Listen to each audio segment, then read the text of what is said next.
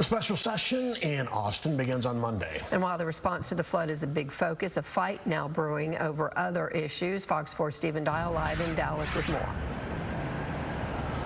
Governor Abbott listed a jam-packed special session agenda, including redistricting, which could make national implications.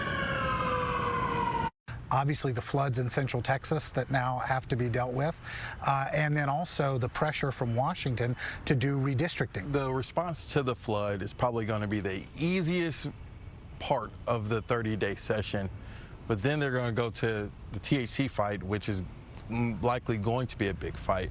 Let's touch on that first. Governor Abbott didn't outright say he wants this banned. That's right.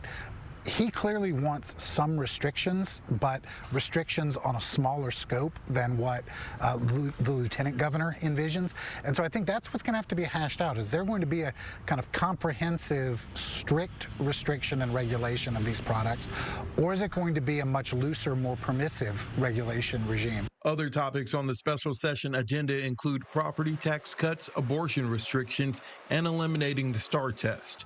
But by far, the biggest fight will be over redistricting. It's not illegal to do a redraw right now, but doesn't that signal that the White House is nervous about the midterms? I think it definitely signals that the White House and the Republican leadership on Capitol Hill are nervous about the midterms. And why wouldn't they be? I mean, they have a tiny majority. We know that the president's party typically doesn't do well in midterm elections, so they're at real risk of losing their majority on Capitol Hill. With the emotional, sensitive, charged flood disaster response that has to happen, the THC fight, is it even possible that Democrats will be able to break quorum just for the redistricting part? Kind of depends on what order they consider these things in. I mean, that's a strategic calculus. If I were the Republican leadership in Austin, I would put redistricting first. Because if you have the flood relief stuff out of the way, then Democrats will feel like, well, we took care of that. We can leave, right? We can have more luxury to do a sort of quorum break. Whereas if you put redistricting up front and Democrats break quorum, then Republicans can say, look, Democrats won't let us get to the flood relief because they fled to wherever.